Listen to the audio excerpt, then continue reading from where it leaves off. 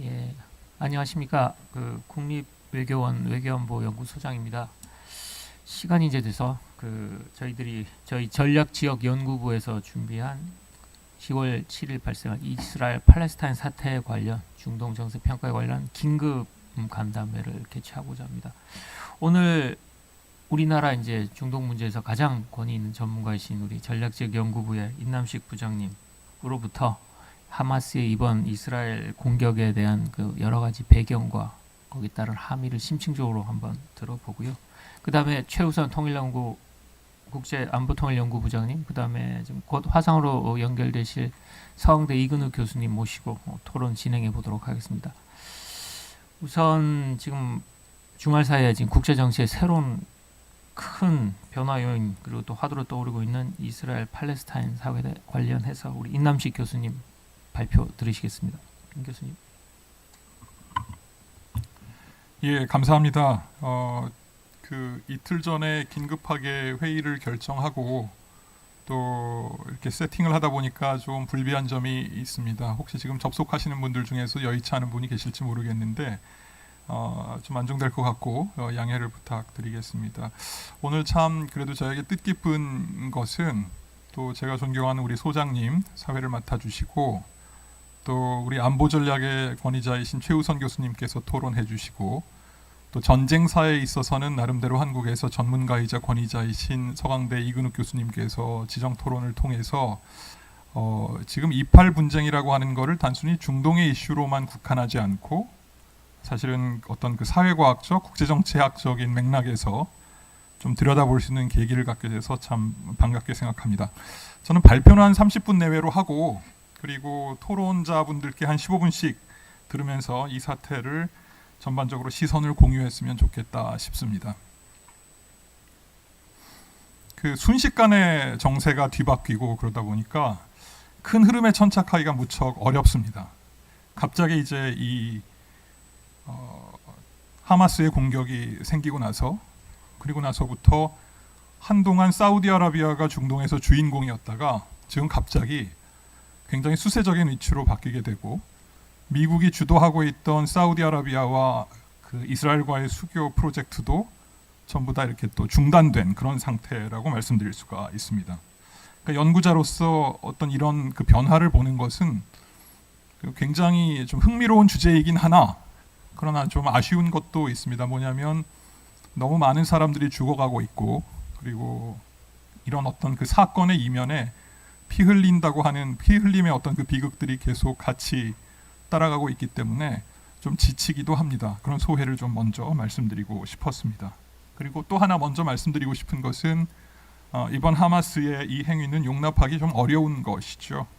여러 가지 역사적 맥락이 있고 또 다른 해석이 가능하다고 말을 하는 사람들도 있지만 그러나 그럼에도 불구하고 무장하지 않은 어떤 민간인들에 대한 그 무차별 살상이라고 하는 것은 그 행위자가 누구이든 어떤 역사적 맥락에 있든 간에 일단 그것은 비판해야 되는 것이고 그것에 대한 공부는 당연한 것이라고 생각합니다. 이것은 뭐 누가 됐든 저는 마찬가지라고 생각을 하고요. 오늘 제가 말씀드리는 발표의 구조는 다음과 같습니다. 한 5가지 꼭지인데요. 처음에는 이번 하마스의 그 공격 패턴이 과거의 그 패턴과는 특성이 어떤 차이점이 있나 그걸 먼저 좀 말씀드리고요. 두 번째는 배경을 좀 설명드리려고 합니다. 그래서 팔레스타인 국내 정치 입장에서 이게 어떤 배경이 있나, 그리고 이스라엘의 현재 상황이 이번 사태에 어떤 영향을 미쳤나, 그리고 동시에 최근에 아까 말씀드렸던 국제정치학적, 지정학적인 어떤 그 변화에는 이게 어떤 함의를 갖고 있나도 짚어보려고 합니다. 그리고 앞으로 또 어떤 식으로 전망할 수 있을지, 사태가 전개될지도 한번 짚어보고 어쩌면 가장 흥미로운 주제가 될 수 있을 텐데요. 이번 사태가 단순히 이스라엘 팔레스타인 간의 양자의 분쟁으로만 국한되지 않고 이것이 미중 경쟁이라고 하는 국제정치 질서 속에서의 함의, 그리고 영내에서는 사우디아라비아와 이란 간의 소위 패권 경쟁에서 어떤 의미를 갖는지도 토론을 통해서 짚어보고 싶습니다.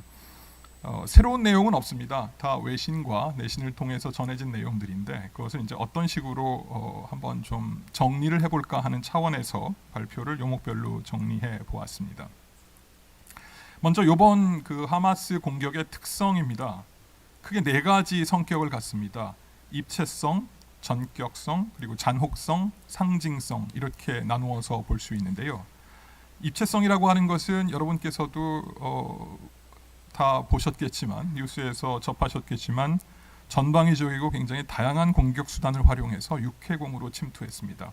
기존의 하마스의 이스라엘 공격 패턴은 굉장히 단순했습니다. 주로 카셈 로켓을 가자 지구에서 인근 이스라엘 마을로 발사해서 공습 경보 울리고 거기에서 일정 정도의 사상자가 발생을 하면 이스라엘이 무자비한 또는 아주 비례를 넘어서는 대응 보복 공격이 일어났고 그러면서 서로 이제 비난하고 이러다가 조금씩 사그라들고 이런 패턴을 16년 동안 계속 반복해 왔던 것이었는데요.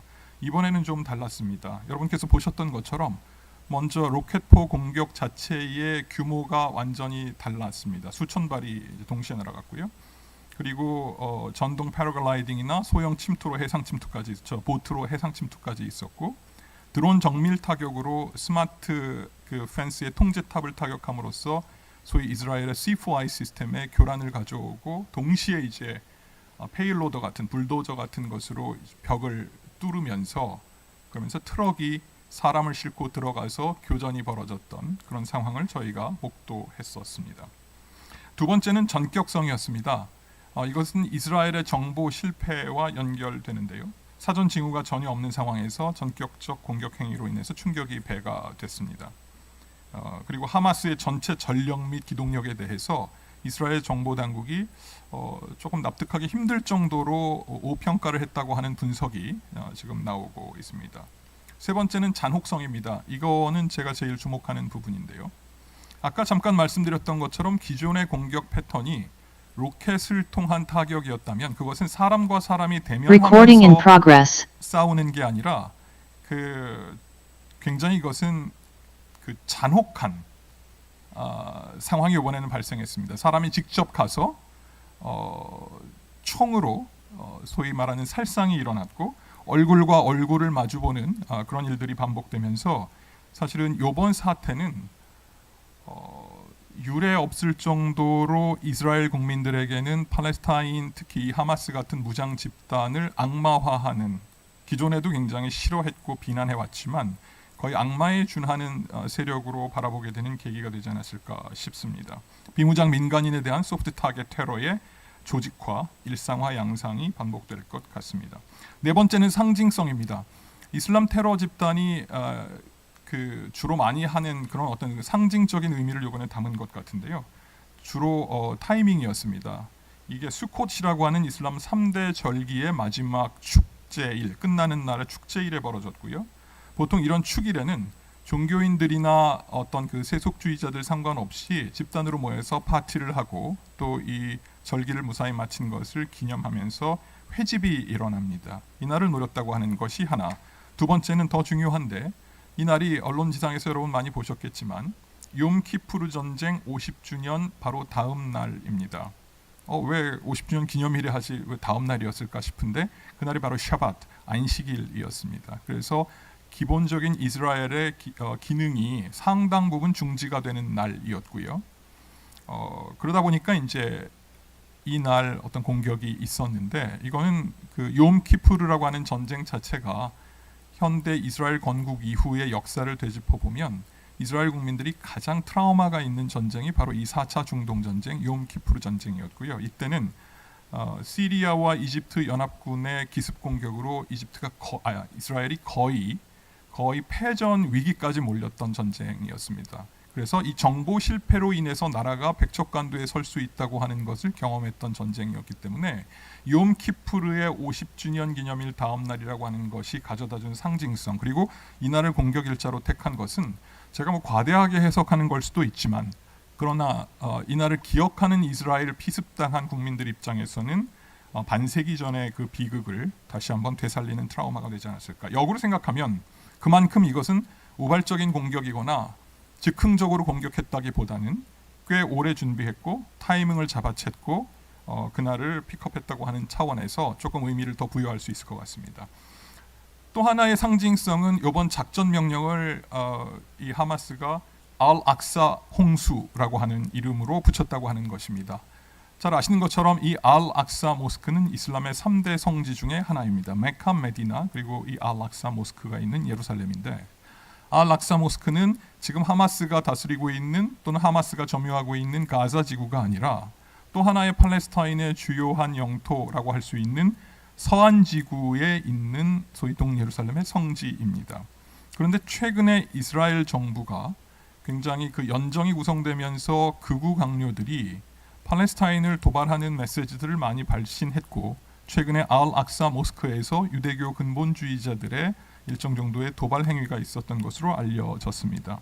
이거를 보고 분노했던 팔레스타인 사람들 입장에서는 그 알-악사라고 하는 단어를 차용하면서 알-악사 홍수 작전이라고 하는 소위 이스라엘에 대한 보복 공격을 한 하마스가 일종의 정통성을 얻기 위한 종교적 상징성을 부여했다는 차원에서 해석할 수 있을 것 같습니다.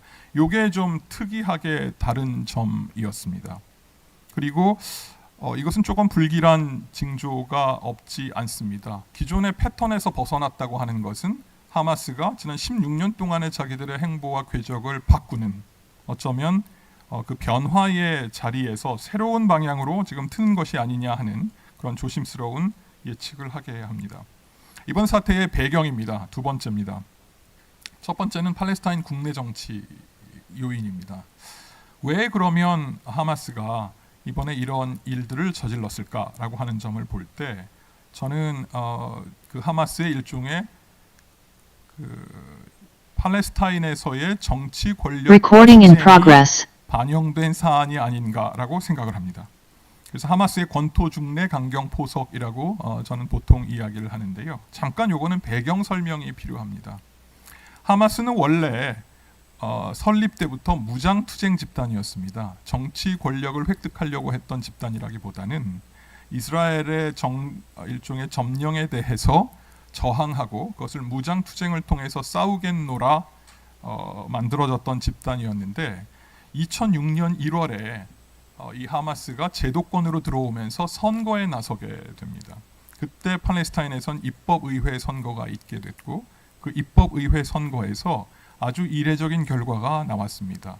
항상 팔레스타인의 정치적 대표를 자임했던 PLO의 파타가 아니라 이 친구들이 원래는 이제 소위 지분이 제일 큰 정치 집단이었는데, 하마스가 여기서 혜성같이 나타나서 사람들의 표를 획득하고 이기게 된 거죠. 이때 2006년 1월에 그럼 도대체 팔레스타인에서는 나라도 없는데 나라도 아닌데 왜 선거를 했나? 그 당시에 2003년에 이라크 전쟁이 있었고, 이라크 전쟁 이후에 미국은 2004년 6월부터 중동을 민주화하겠다고 하는 구상을 이제 가속화합니다. 그게 이제 소위 그 당시에 미국 조지아주 씨아일랜드에서 있었던 G8 정상회담의 콜린 파월이 확대 중동 구상이라는 것을 내세우면서 중동 민주화 프로젝트를 가동하고, 미국의 지원을 받거나 미국과 가까운 나라들부터 먼저 민주주의 제도를 도입할 것을 강권합니다. 그 중에 하나가 팔레스타인이었고요. 그 당시 팔레스타인의 아바스 수반, 지금도 수반인데 굳이 아직 국가로 독립하기 전인데 의회를 만들 필요가 있느냐라고 하는 좀 반발이 있었지만, 미국은 그래도 중동의 민주주의가 확산이 되어야 평화가 온다라고 하는 믿음 하에 팔레스타인의 선거를 강권해서 선거가 있었는데 의외의 결과가 나온 거죠. 절반씩 정당 명부 비례대표제와 지역구 선거가 있었는데, 정당 명부 투표에서는 기존의 파타가 지명도가 있으니까 어느 정도 획득을 했습니다. 그런데 지역 선거에서는 하마스가 압승합니다. 이건 뭐냐면 기본적으로 지역 단위 선거구에서 하마스가 스킨십을 통해서 대중들의 지지를 그 당시에 얻고 있었다고 하는 것이죠. 그런데 하마스가 사실은 의회를 장악하게 됐자 그 당시 국제 여론이 굉장히 이렇게 널뛰기 시작하는데, 당장 이스라엘이 카운터파트로 하마스를 인정할 수 없다. 왜? 하마스의 정강 정책은 이스라엘을 지도에서 지워버리는 이스라엘 소멸이라고 하는 정강 정책을 가지고 있는데, 우리가 지금 투 스테이트 솔루션으로 오슬로 협정에 의해서 팔레스타인과 이스라엘의 분리 독립을 주장한다고 하면, 그러면 이걸 우리가 어떻게 이 사람들을 카운터파트로 인정할 수 있는가라고 하는 차원에서 결국은 국제사회의 비난을 받으면서 상황이 가까이, 더 가까이 해야 되나요? 네, 이제 됐나요? 네, 감사합니다.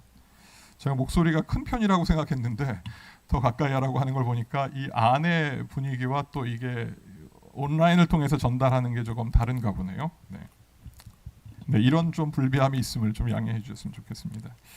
그러다 보니까 이 하마스를 정통성 있는 정파로 인정하지 못하겠다. 이게 파타의 입장이었고 미국도 거기에 동조했고 결국은 해산되고, 그러면 하마스 입장에서는 아니 우리가 선거에서 이겼는데 왜 우리 보고 불법이라고 하느냐라고 하면서 무장투쟁을 전개하게 되고, 거기서 준내전이 일어난 후에 결국은 밀려서 가자지구로 들어가게 됩니다. 웨스트뱅크에서 나와서. 그리고 그 다음부터 지금까지 거기를 중심으로 무장투쟁을 전개해 왔습니다.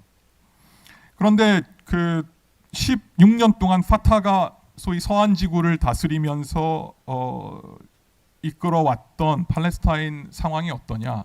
팔레스타인 대중들이 보기에는 그렇게 녹록지 않았고, 자기들을 대표하는 이 소위 파타 이 정부가, 팔레스타인 자치정부가 무능했다라고 하는 것이 지금 대중들의 정서라는 판단입니다. 그리고 최근에 아까 말씀드렸던 것처럼 이스라엘 네타냐후 연정 정부가 들어서서 팔레스타인의 독립 같은 거는 인정하지 못하겠다고 주장하는 두 명의 아주 그 초정통파 종교 정당의 강요, 국가안보부 장관과 경제부 장관이 스스로는 나는 팔레스타인 인정하지 않고 우리는 유대 국가다. 그러므로 분리 독립이나 이런 문제는 생각하지 않는다라고 하는 다소 강경한 메시지들이 발신이 되면서 팔레스타인 사람들은 자기들을 대표하는 이 팔레스타인 자치정부가 왜 이렇게 무능한가? 이럴 때 왜 제대로 목소리도 못 내놓은가 하는 이런 어떤 그 쪽의 박탈감 같은 것들이 지금 작동하고 있었습니다. 그러다가 이제 최근에 서한지구 주민들이 보기에는, 팔레스타인 사람들이 보기에는 이스라엘과 사우디가 수교할 수 있다고 하는 소식이 들려오기 시작했습니다. 사실은 팔레스타인 사람들 입장에서는 2020년에 아브라함 협정, 즉 다시 말해서 UAE와 바레인, 수단, 모로코 일련의 아랍 국가들이 이스라엘과 수교했던 이 사건은 팔레스타인 사람들에게는 엄청난 충격이었습니다. 어떤 일이 있어도 아랍의 형제들은 팔레스타인 편을 든다고 생각했는데 그 나라가 이스라엘과 수교를 했다? 이거는 1979년에 이집트가 아랍 국가 최초로 이스라엘과 수교했던 캠프 데이비드 협정의 후폭풍만큼이나 사실은 팔레스타인 사람들에게는 고립무원의 어떤 정서를 가져다주는 그런 계기였을 것입니다. 이때 하마스는 그러면 이런 어떤 엄중한 상황에서도, 팔레스타인의 독립이라고 하는 것이 점점 멀어지는 상황에서도 이 팔레스타인을 대표할 수 있는 사람들이 없고, 이스라엘의 저런 공세적이고 팔레스타인을 인정하지 않는 네타냐후 연정 내각의 저런 행보에도 제대로 목소리조차 못 내고 그냥 비판만 하고 앉아 있을 거라면 우리는 안 되겠다라고 하면서 나선, 그게 일종의 명분이고 나름대로 거리에서의 대중 지지라고 하는 것을 목표로 했던 배경을 저는 조금 시간을 들여서 설명을 드릴 수 있을 것 같습니다. 두 번째는 이번 어떤 도발이 있을 때 이스라엘의 정치 상황도 하나의 촉진 요인이었다고 생각을 하는데요.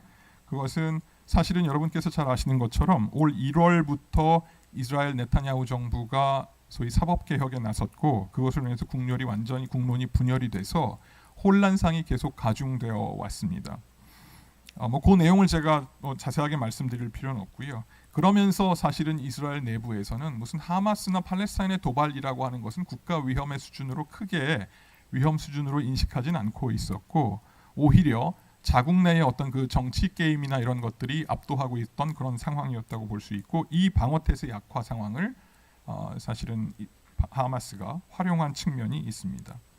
세 번째가 지정학적 배경인데요. 지정학적 배경은 아까 잠깐 제가 언급한 것처럼 2020년에 있었던 아브라함 협정 이후에 팔레스타인은 아랍 형제들로부터 버림받는다고 하는 그런 상황. 그래서 과거 세대의 반시온주의 정서는 이제 완전히 희석이 돼버리고 팔레스타인의 동질감도 이제 약화되고, 특히 걸프 아랍의 젊은 지도자들이 이스라엘 쪽으로 경도되고 있다고 하는 불안감 같은 것들이 이번에 사우디와 이스라엘의 수교 움직임에 대해서 제동을 거는 계기로 작동하지 않았을까 하는 생각을 해보게 됩니다.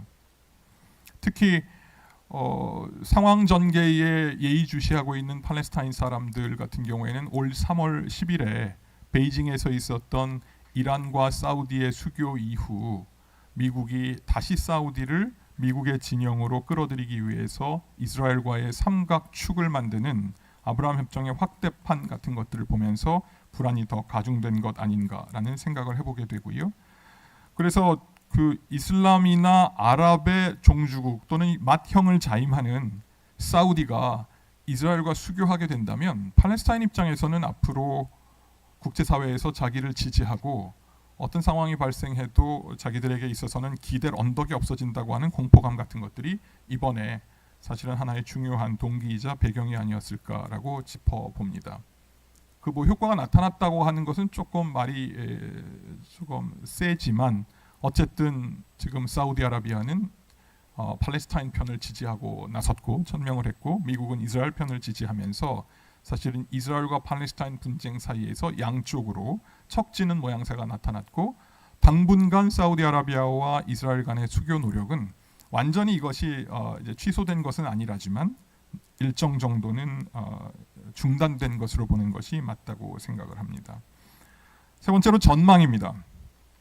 계속 오늘까지도 폭격이 지속되고 있습니다. 사실은 사회과학을 공부하는 학자로서 현재 벌어지고 있는 상황을 전망한다고 하는 것은 미래를 전망한다고 하는 것은 굉장히 좀 부담스러운 일입니다. 그리고 한 가지 우리 시청자들이나 여기 계신 분들께 제가 조금 제 나름대로의 디스클레이머를 좀 설명을 하면 제가 예측하는 거는 거의 틀렸습니다. 지금까지.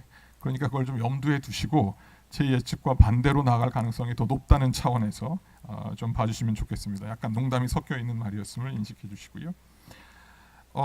계속 이 상황이 지속이 되고 있습니다. 그래서 결국은 우리가 이스라엘 쪽은 이 상황을 어떻게 보고 있고 그리고 팔레스타인 쪽은 이 상황을 어떻게 보고 있고 그러면 결국은 이 하마스와 이스라엘 쪽이 자기들이 가지고 있는 입장 속에서 앞으로 어떤 식으로 이 상황을 정리할 것인가를 좀 짚어봐야 되는데 굉장히 좀 어려웠습니다. 한 가지 그 이스라엘의 대응 딜레마를 말씀을 드리면 사실은 가자 지구는 이스라엘에게 있어서는 좀 조심스러운 말이긴 합니다만 일정 정도의 효용은 있었습니다. 어떤 효용이냐면 가자라고 하는 좁은 공간에 사실은 반이스라엘 정서를 가지고 있는 팔레스타인의 강경 성향을 가진 사람들이 그 안에 이렇게 모여 있는 형국이었고 이스라엘은 그 밀집되어 있는 그 지역을 감시 정찰하면서 사실은 일정 정도 상황을 안정화시켜 오는 그런 효용이 있었다고 판단할 수 있습니다. 물론 계속되는 도발이 있었기 때문에 굉장히 골치 아팠고 이스라엘 입장에서는 이 하마스의 가자가 부담스럽긴 틀림없지만 또 그런 측면이 있었다고 하는 점을 들 수가 있습니다. 이스라엘의 안보 전문가인 에브라임 인바르 박사 같은 경우에는 이렇게 얘기했습니다. 이런 상황을 일종의 그 mowing the grass, 그래서 풀깎기 전략으로 해왔다. 다시 말해서 하마스의 어떤 그 위험 요인이 이렇게 조금씩 올라오고 도발이 거세지면 거기에 대해서 이스라엘과 한번 교전이 일어나면서 그걸 다시 누르고 또 이게 쭉 풀이 자라오면 더 위험해지기 전 정글이 되기 전에 또 한 번 해서 교전을 통해서 자르고 이러면서 사실은 계속 바람을 빼면서 나름대로 이스라엘이 안정화를 하고 밖으로 아브라함 협정이라든지 또 그 아주 전방위 외교를 통해서 안보 상황을 지금 잘 유지해 왔는데 지금 이 상황에서 가자 지구를 그냥 놓아둘 수는 없고 뭔가 보여줘야 하고 보복을 해야 되고 참을 수 없는 상황인데 어떻게 해야 되느냐라고 하는 게 이제 관건이죠. 그리고 또 하나의 관건은 이렇게 많은 민간인들이 살상을 당하고 150명 넘는 인질들이 잡혀 있는 상황에서 하마스를 그대로 둘 수는 없지만 그렇다고 해서 하마스를 없앨 수 있냐에 대해서는 또 별개의 문제이기도 합니다. 약 3만 명으로 추산되는 하마스 요원들이 하마스 복장을 하고 돌아다니는 것도 아니고 민간인들 사이에 섞여 있으면서 그 성향을 가지고 있는 사람들이 있다면 지금 굉장히 과감한 공격으로 소위 이스라엘이 보기에 불순분자 하마스에 가까운 사람들을 전부 다 제거했다고 가정하더라도 그 안에 살고 있는 다른 팔레스타인 사람들 중에서도 그 상황 속에서 그 분노와 갈등과 폭력 충돌의 상황 속에서 또 강경한 입장을 가지고 제2의 하마스로 나오게 된다면 이것이 과연 근본적인 해결책이 될 수 있느냐라고 하는 점을 좀 주시해 봐야 될 것 같습니다. 그래서 강력한 대응으로 가자 봉쇄를 통해서 하마스 소멸을 시도할 수는 있지만 그리고 말로도 그렇게 하고 있지만 또 하나의 이스라엘 입장에서의 부담은 이 경우에 그 팔레스타인의 피해가 시간이 지나면서 가중되고 여론이 악화될 경우에는 이게 또 다른 문제가 발생합니다. 그래서 아랍 사람들, 팔레스타인 사람들의 피해자의 숫자가 이스라엘 사람들 숫자보다 늘어나고 그것이 점점 어느 시점을 지나게 되면 지금까지 아랍과 이스라엘이 함께 아브라함 협정을 통해 가지고 좋은 관계를 유지해 왔는데 그 수교했던 아랍 국가들조차도 굉장한 부담을 갖게 됩니다. 자기의 형제 팔레스타인 사람들에 대해서 계속해서 저 보복 공격을 너무나 과잉 비례로 하고 있다고 하는 정서가 퍼지게 되면 이스라엘 입장에서 어떤 상황이 발생하냐면 이런 말도 안 되는 테러를 자행한 하마스를 응징하고 우리는 처벌을 해야 된다고 하며 가면 갈수록 그리고 상황이 지속될수록 점점 이스라엘의 안보는 위험해지는 취약해지는 딜레마가 노정이 되는 것이죠. 당장 국제사회 여론도 이 상황이 발생한 첫날 주말까지는 거의 100% 하마스를 규탄하는 메시지들이 주로 서방이지만 나왔다가 최근에는 유엔을 비롯해서 그럼에도 불구하고 가자 봉쇄는 안 된다. 이거는 좀 인도주의적 이것도 있어야 되고 그 안에 살고 있는 무고한 시민들의 피해를 담보할 수 없다. 이러면서 여론의 추이가 왔다 갔다 하는 측면이 보이기 시작을 합니다. 그래서 이스라엘 입장에서는 지금 말씀드렸던 것처럼 주변 국가의 관계를 고려하면서 국가 안보를 위한 그 대의를 택할 것인가 아니면 이것도 필요 없다. 우리는 일단 살아야 된다. 지금 이스라엘 쪽 강경파들이 내는 메시지는 뭐냐면 이 정도 공격을 당해놓고도 제대로 못하고 외교적 해법을 고려한다고 유야무야 넘어간다면 앞으로 우리를 다 물러보고 비슷한 공격 하마스는 더 심해질 것이다. 차제에 완전히 뿌리 뽑아야 된다는 정서가 갈리고 있는데 지금 이 딜레마 상황에 있다고 말씀드릴 수가 있습니다.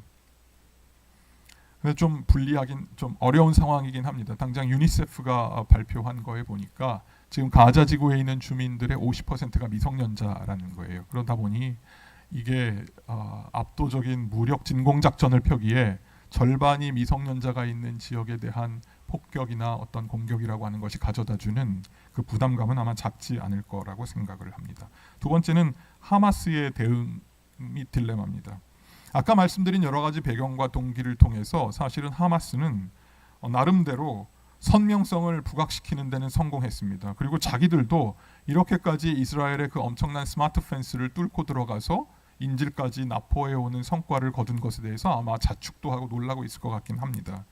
그러나 지금 제가 보기엔 너무 나간 측면이 있습니다. 물론 하마스가 되게 거칠고 그리고 무장투쟁을 통해서 폭력적인 성향을 가지고 있는 집단이면 틀림없지만 지금 외신에서 보도되는 여러 가지 사건들을 놓고 볼 때 그거를 100% 액면 그대로 지금 프로파간다들이 너무 많이 왔다 갔다 하니까 믿을 수는 없다고 하지만 어쨌든 유례 없이 어떤 그런 민간에 대한 살상이 일어나는 것이고 인질을 억류했다고 하는 것은 그러면 앞으로 하마스가 이 문제를 도대체 어떻게 종결지어야 되지라고 하는 점에서 그게 제게는 퍼즐입니다. 어제도 제가 소장님 방에서 꽤 오래 이 문제를 가지고 이런저런 얘기를 했는데 소장님도 그렇고 저도 그렇고 이 엔드 게임이 잘 잡히질 않는다. 일은 크게 저질렀는데 그래서 되게 환호하고 자기들이 이긴 것 같은 승리감에 도취돼 있긴 하지만 그 다음에 도대체 하마스가 이걸 어떻게 하려고 하느냐.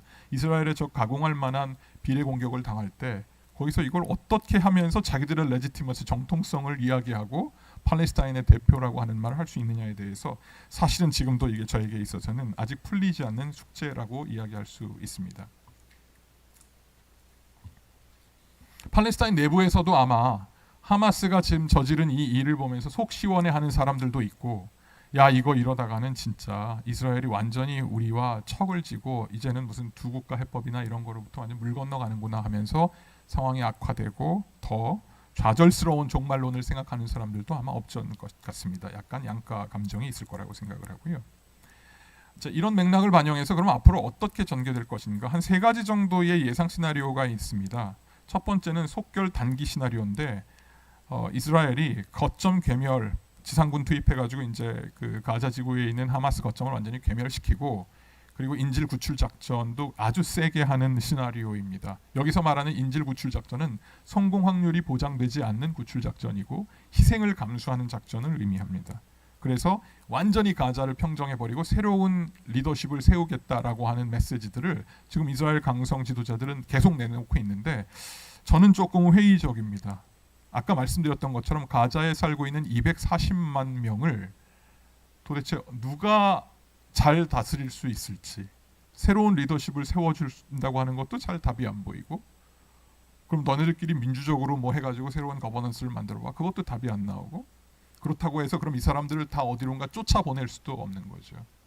최근에 굉장히 제 눈길을 끌었던 기사 중에 하나가 미국이 이제 가자 지구에 대한 폭격과 이런 것, 이스라엘의 폭격 같은 것들이 심각하면서 이제 인도주의적 위기가 나타날 가능성이 높아지니까 이집트 쪽 국경으로 인도주의적 회랑을 좀 열어달라고 이집트 쪽에 부탁을 한 것 같습니다. 그래서 순수한 피난민들을 이집트에서 조금 이렇게 난민들처럼 수용을 해라. 가자 지구가 완전히 갇혀 있는데 거기에 폭격을 하면 너무 많은 부작용이 일어나니까라고 했더니 이집트가 그걸 거절했습니다.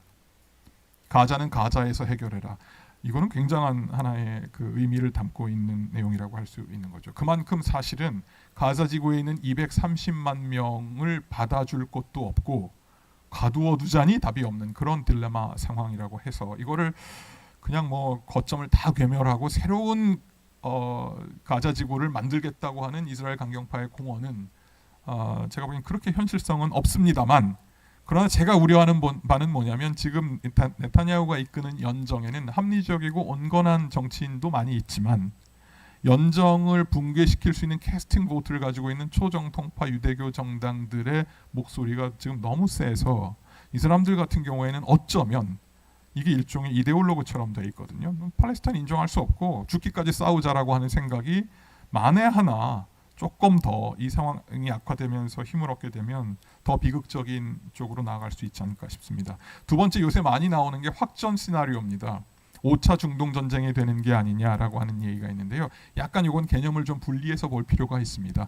우리가 중동 전쟁 하면 크게 네 차례의 중동 전쟁이 있었습니다. 1차 1948년 팔레스타인 전쟁, 2차 1956년 수에즈 전쟁, 3차 1967년 6.1 전쟁, 그리고 4차가 욤키푸르 전쟁인데요.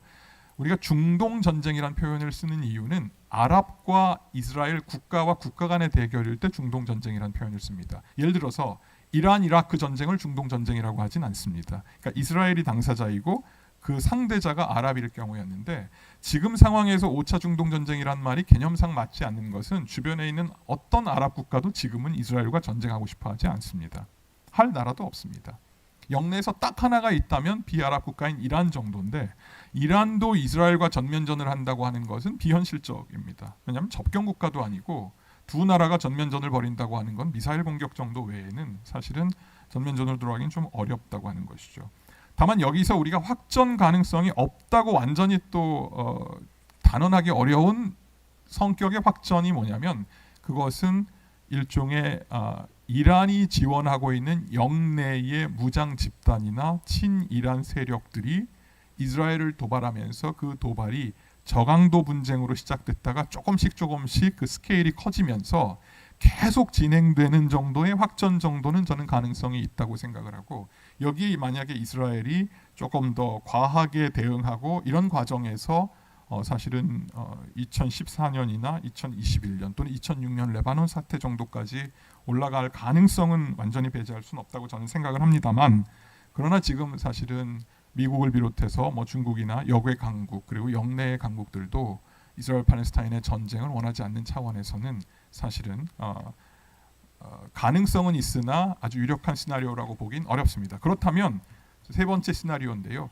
이스라엘의 압박이 계속되고 처음에 일종의 그 보복과 복수를 위한, 이스라엘 국민들의 보여주기 위한, 그리고 또 나아가서 이 이스라엘 정치인들이 자기들이 무른 모습을 보여줄 수 없다고 하는 강경한 자세로 당분간, 그게 뭐 몇 주가 될지 며칠이 될지 모르겠지만 가자에 대한 거점 타격을 굉장히 강하게 할 텐데, 그리고 나서 일정 정도 조금씩 쿨다운하면서 제가 보기엔 인질 협상으로 들어갈 가능성이 상대적으로 조금 높다고 생각을 합니다. 일반 패턴과 비슷하기도 하고 비슷하지도 않긴 하지만 어쨌든 사실은 이 정도로 귀결되는 것이 지금 하마스와 이스라엘의 입장과 딜레마를 반영할 때 뭐 한두 달 정도 상관을 두고 이런 국면으로 전개되지 않을까 조심스럽게 짚어보고 있습니다.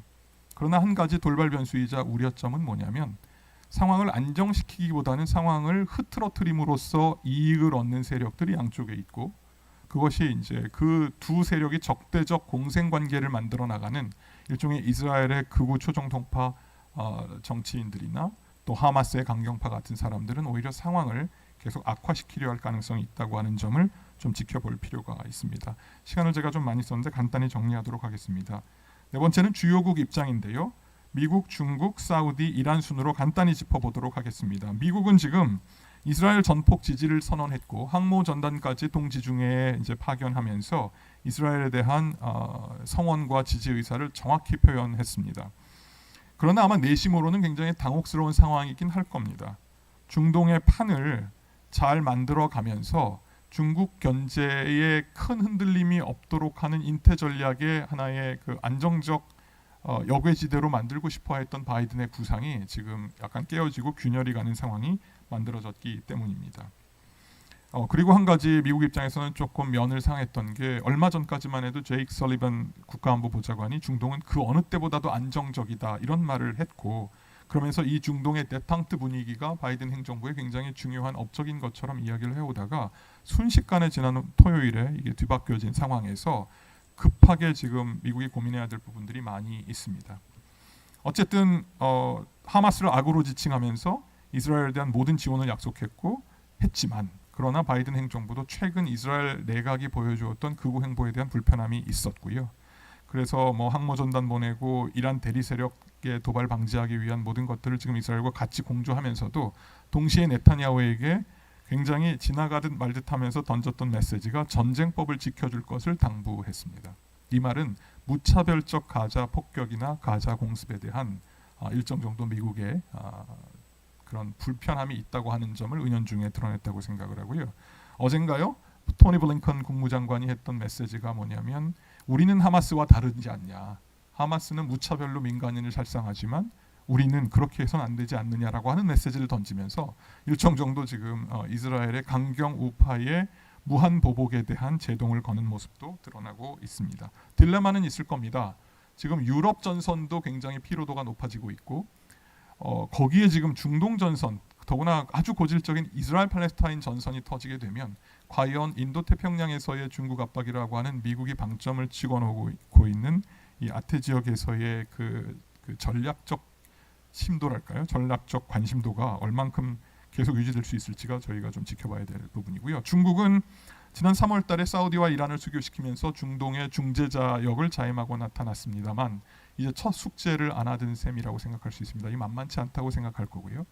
항상 그때 중국이 그 당시 왕이 외교부장이 내세웠던 메시지가 주권 평등과 내정 불간섭의 원칙으로 세상의 평화를 이제 이끌겠다. 이게 이제 소위 시진핑의 글로벌 안보 구상에 나오는 원칙이고 뭐 늘 하는 얘기지만 그 이야기를 했는데 이 팔 문제는 주권 평등과 내정 불간섭의 이슈를 얘기하면서 중재하기란 매우 어렵습니다.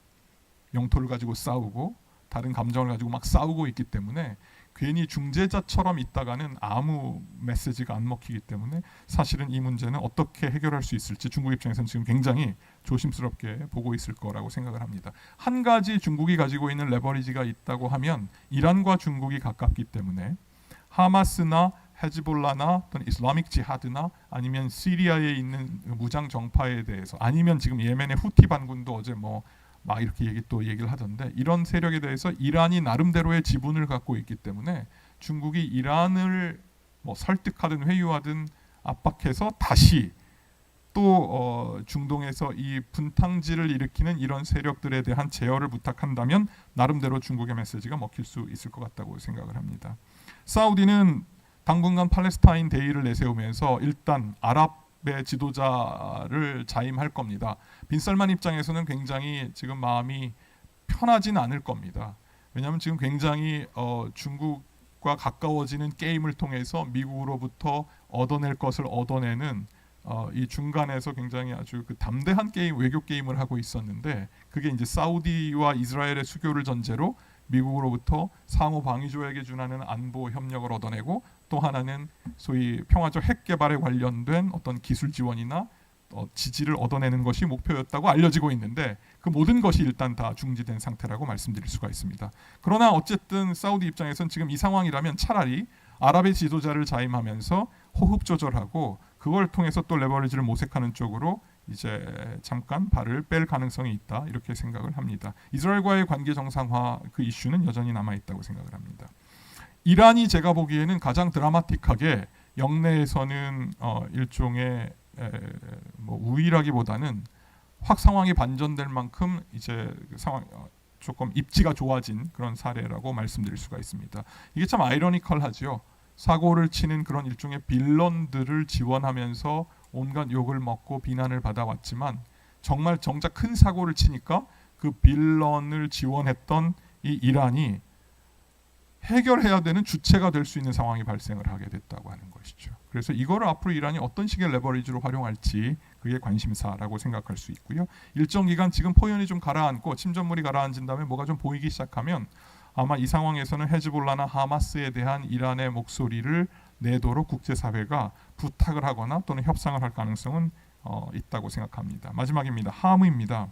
저는 제일 관심 있게 보는 것이 이게 미국의 중동 정책이 어떻게 변화할 것인가 또는 거기에 어떤 함의가 있는가라고 하는 것인데요. 아까 발표 도중에 쭉 몇 가지 포인트를 잡았기 때문에 따로 제가 더 언급하진 않겠습니다.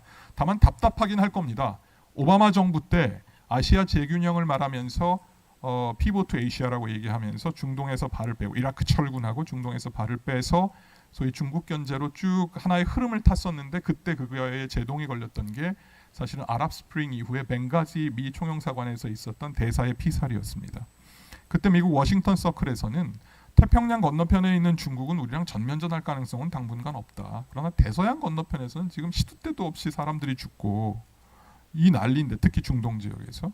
그런데 더구나 지금 우리 대사가 피살당하는 유례없는 일이 벌어졌는데 어떻게 피보트 에이시아를 하냐 이러면서 사실은 굉장히 애매해졌었는데 이번에도 이번 이스라엘 팔레스타인 문제가 벌어지면서 비슷한 어떤 기시감 같은 것들을 느끼는 게 아니냐라고 하는 생각을 할 수 있을 것 같습니다. 또 하나는 트럼프 변수입니다. 기다렸다는 듯이 이번 사건이 벌어지자 트럼프 전 대통령은 메시지를 내면서 거봐라. 내가 이란을 그렇게 압박해가지고 완전히 맥시멈 프레셔를 통해서 무너뜨려야 되는 체제를 바꾸는 데까지 가야 된다고 얘기했는데 이란과 핵합의를 다시 한다고 하면서 시간 3년을 썼고 그러면서 그 이란이 지금 이런 식의 일종의 배후가 돼버렸다. 또 하나 우리 트럼프 정부가 가장 잘했던 것이 아브라함 협정이었는데 도대체 뭐 더 한 게 뭐가 있느냐. 오히려 지금 너네는 지금 아브라함 협정 자체를 위험에 빠뜨린 거 아니냐.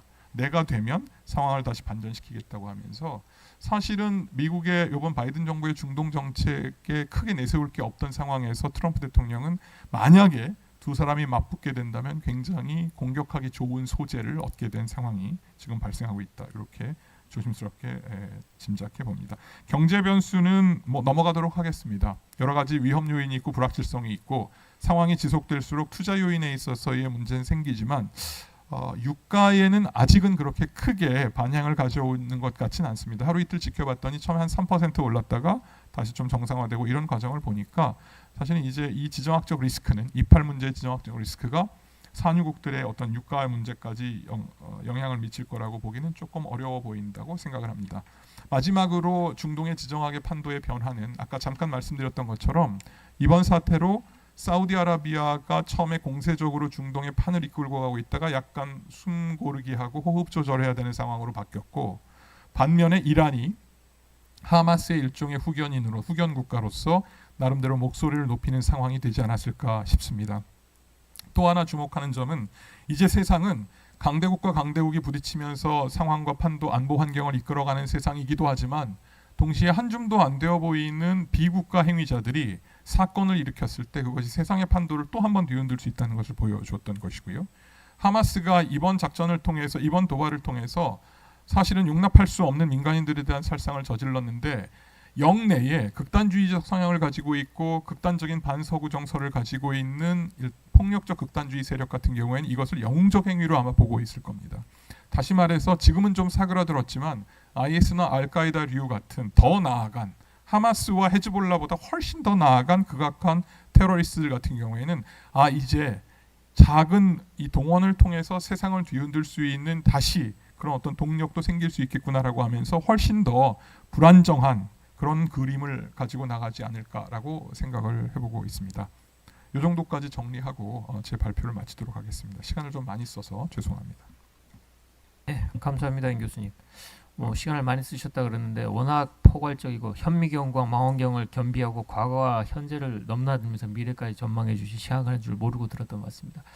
발표를 토대로 우리 최우선 부장님 모시고 국제 정치적인 함의 특히 한반도를 중심으로 한 그 문제에 대해서 또 토론 들어보도록 하겠습니다. 최 교수님.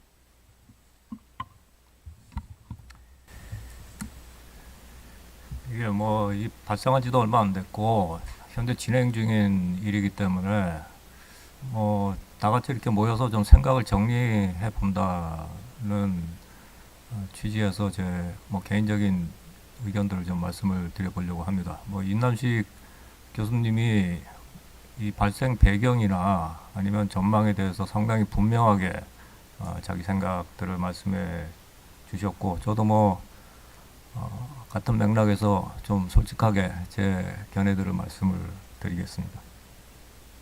저는 이게 왜 발생했는지를 좀 살펴보면 이남식 교수님이 분석하신 이제 하마스의 행동 의도에 대해서는 거의 저도 전적으로 동의를 합니다.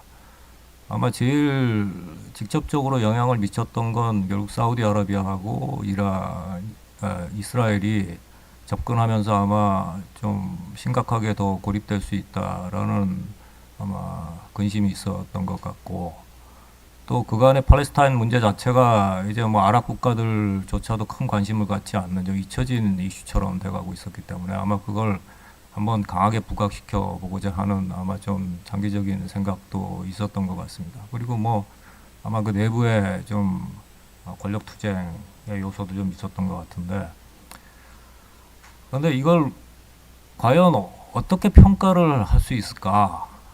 이게 정말 뭐 여러 가지로 고민을 해서 뭐 한 행동일 것 같긴 한데, 이게 의도한 어떤 효과를 낼 수 있는 제대로 된 전략이었냐에 대해서 저는 좀 잘못된 판단에 가깝다라는 생각입니다. 이 전술적으로는 굉장히 성공적인 아마 작전이었을 것 같은데, 이게 전략적으로는 좀 무모해 보이는 작전이 아니었나 싶은 생각을 우선 결론적으로 제가 가지고 있고, 그거는 뭐 결과적으로 보면 뭐 사우디하고 이스라엘 간의 관계 개선 움직임을 뭐 최소한 뭐 상당 기간 홀드 시킬 수는 있을 건데, 그 뒤에 상황도 사실 불확실하고, 또 사실은 이게 사우디아라비아가 팔레스타인에 정말로 안전 보장을 해줄 수 있는 수준의 강한 동맹국이라고 볼 수 없는 상황에서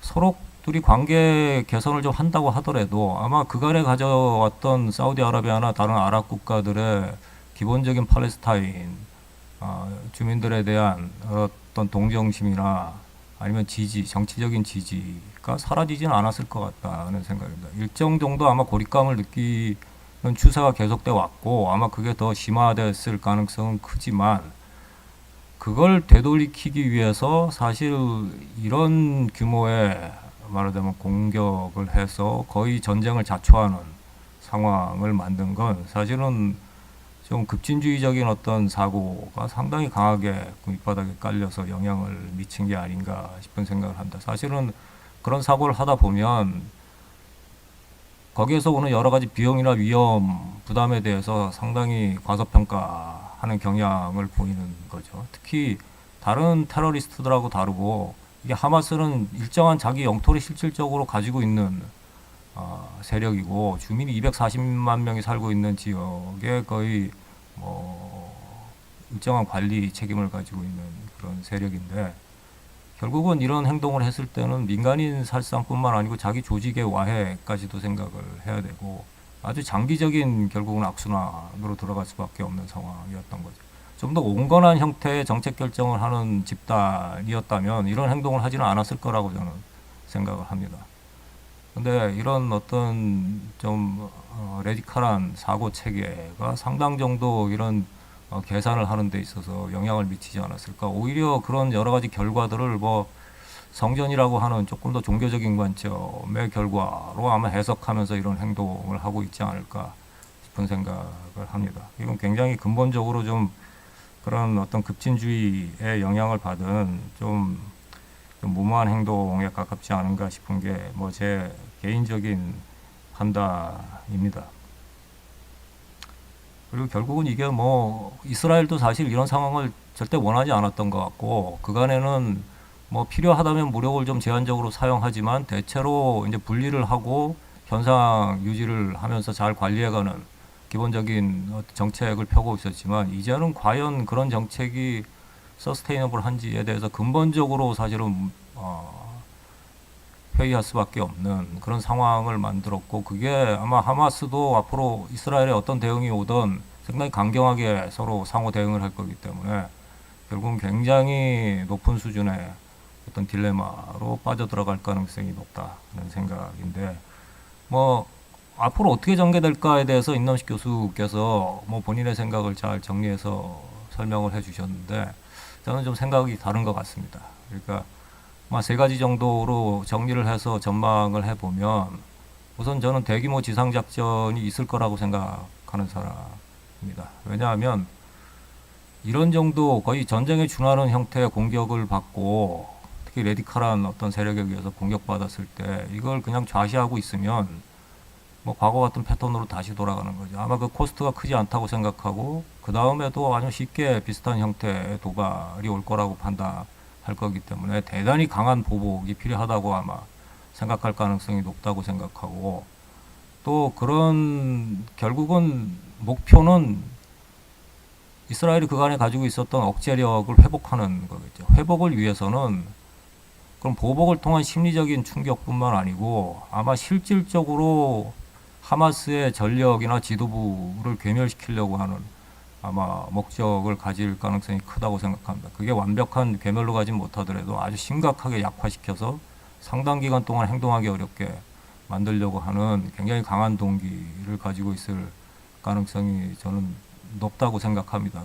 사실 네타냐후가 뭐 강경파들에 둘러싸여 있고 본인도 강경한 성향이 있다고 그러지만 전쟁에 대해서는 상당히 신중했던 사람이라고 저는 생각을 하는데, 뭐 이번 경우에는 아마 그런 신중함이 별로 작동을 하지 않을 것 같다라는 생각이고, 굉장히 강한 형태의 대응을 할 가능성이 높다. 그리고 실제 지금 움직임도 뭐 30만 명 이상의 예비군을 동원하면서 이미 빌드업을 해서 사실 국경 지역에서 준비 작업을 하고 있는 상황이고, 여러 가지 언술도 국방부 장관도 이제는 뭐 제한 없는 메이저 오펜스의 길에 이미 올라서 있다라는 표현도 하고 있고, 뭐 네타냐후 본인도 이거는 결국은 상대방의 군사 전력을 뭐 괴멸시키는 걸 우리는 목표로 한다라는 이제 언수를 분명하게 하고 있기 때문에, 저는 뭐 전반적인 어떤 전략적인 동기에 대한 분석으로 보나 그런 움직임으로 보나, 저는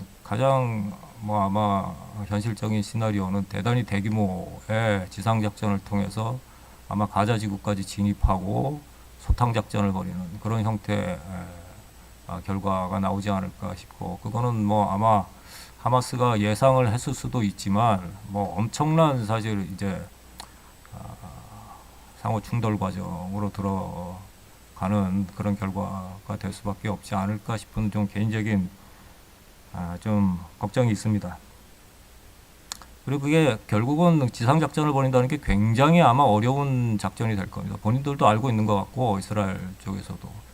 그 뭐 결국 도심 지역으로 들어가서 상당히 많은 빌딩들 사이에서 하나하나 소탕해 나가면서 그걸 한다는 건 아마 엄청난 코스트를 들여야 될 작전이 될 거고, 아까 임남식 교수가 잘 지적했듯이 또 그걸 다 해놓고 엑시 스트라티지가 뭔지에 대해서 스스로도 아마 굉장히 어려운 과제라는 걸 알고 있을 겁니다.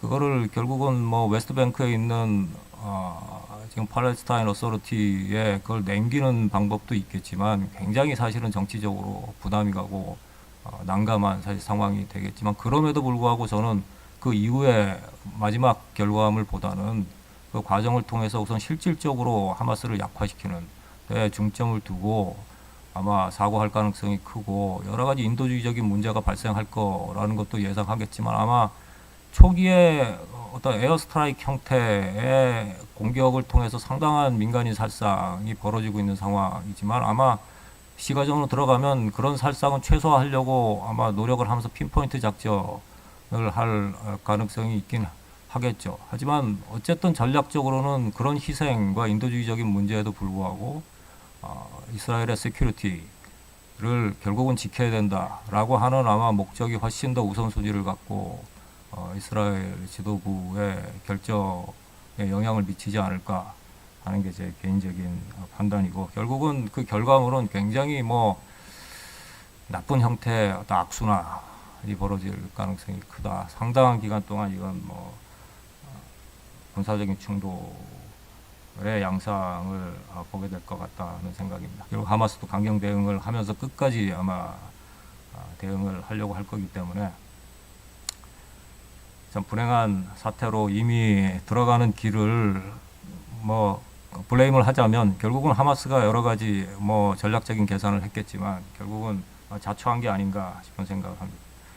그리고 마지막으로 이 에스컬레이션 문제는 저는 헤즈볼라가 개입할 가능성은 여전히 있다고 생각합니다. 이게 굉장히 상황이 복잡해지고 희생이 커지는 상황이고 하마스가 거의 붕괴되는 상황을 보게 된다면 아마 세컨 프론트를 열어서 그걸 지원하려고 할 동기는 충분히 있다고 생각합니다. 지금으로서 확신할 수는 없죠. 지금 현재로서는 상당히 제한적으로 그저 동조하는 수준의 아마 군사 행동을 하고 있는 것 같기 때문에 여전히 좀 조심스러운 패턴을 보이고 있지만 아마 미래에는 그런 가능성도 여전히 있다. 하지만 이게 나머지 주변에 상당히 중요한 국가들까지 끌어들일 수 있는 형태의 확전으로 갈 가능성은 좀 낮다라는 생각입니다. 특히 이스라엘이 뭐 서한지구나 아니면 이런 헤즈볼라가 개입하면서 그 배후에 있는 이란을 공격하는 식의 어떤 확전으로 갈 가능성은 저는 그렇게 높지 않다고 생각하고 다른 국가들도 결국은